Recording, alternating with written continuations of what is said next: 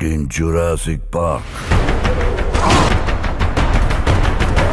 So guys, এখন কথা বলবো আমির খানের আপকামিং খুবই বড় একটা সিনেমা আসছে। তো তাকে নিয়ে লেটেস্ট আপডেট আছে। আলিয়া ভাটের আপকামিং সিনেমা আলফাতে খুবই বড় একজন অ্যাক্টরের কেমিও থাকবে। তো সেটা কি, সেটা নিয়েও কথা বলবো। মেকার্সরা রেস 4 ফাইনালি বানাচ্ছে। ভিডিওটা শুরু থেকে শেষ অবধি দেখবেন। সো আজকের ফার্স্ট আপডেটটি, রজনীকান্ত স্টার ফিল্ম ভেট্টান যে সিনেমার নতুন একটা পোস্টার রিলিজ করেছে মেকার্সরা, সেখানে রিলিজ ডেট জানিয়ে দিয়েছে। এই সিনেমাটা 10th অক্টোবর 2024 রিলিজ পাবে।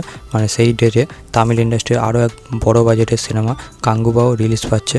তো সেই সিনেমার সাথে ডাইরেক্টলি ক্লাস করবে। দুটো সিনেমায় প্যান ইন্ডিয়া রিলিজ পাবে এবং হিন্দি বেল্টে আলিয়া ভাটের সিনেমা জিগরার সাথে ডাইরেক্টলি ক্লাস করছে। কিন্তু ভেটরান এবং কাঙ্গুবা এই দুটো সিনেমা তামিল বক্স অফিসেও খুবই বড় ক্লাস করছে এবং হিন্দি বেল্টেও। দেখা যাক অডিয়েন্স কোন সিনেমাটাকে এগিয়ে রাখে। বলিউড অ্যাক্টর আমির খানকে নিয়ে তো তার আপকামিং খুবই বড় একটা কামব্যাক হতে চলেছে, এমনটাই লেটেস্ট আপডেট বলছে। তো তামিল ডাইরেক্টর লোকেশ কানাগরাজের সাথে কোলাবোরেশন করছে, যেটা প্রডিউস করবে মাইত্রী মুভি মেকার্স এবং এটা বিগ বাজেট বলিউড ফিল্ম হবে। তো সেটা নিয়ে ইনিশিয়ালি আমির খান এবং লোকেশের মধ্যে কথাবার্তা হয়েছে।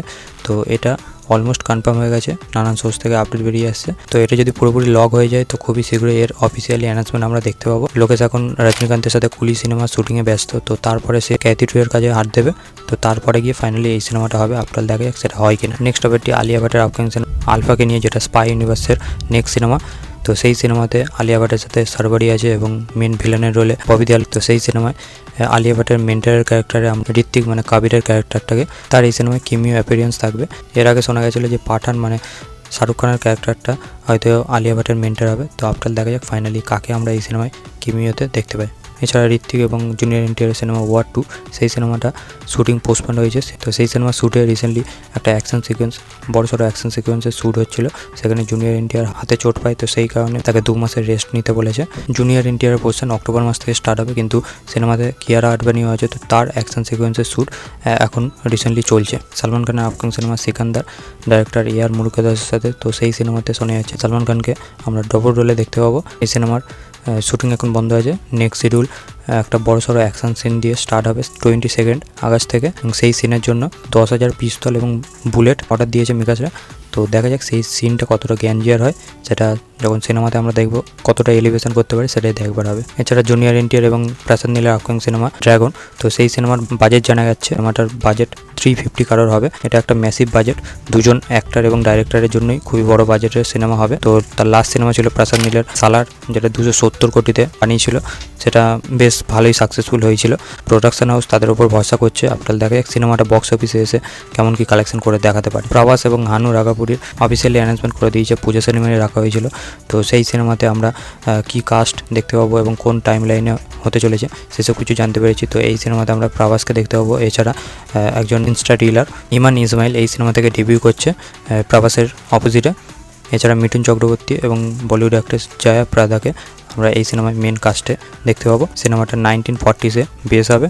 এটা একটা historic war action drama film হবে। দেখা যাক সিনেমাটা হানু রাঘাপুরি কেমন বানায় এবং সিনেমার মধ্যে কোনো রকম রোমান্টিক অ্যাঙ্গেল থাকে কিনা সেটাও দেখবার হবে। রিসেন্টলি লেটেস্ট যে আপডেটটা বেরিয়ে আসছে সেটা খুবই বড় একটা রুমার্স বলা যায় যে ক্রিস 4-এ আমরা শ্রদ্ধা কাপুরকে দেখতে পাবো। তো তার রিসেন্টলি রিলিজ পাওয়া সিনেমা স্ত্রী 2 বক্স অফিসে খুবই বড় সাকসেসফুল হয়েছে।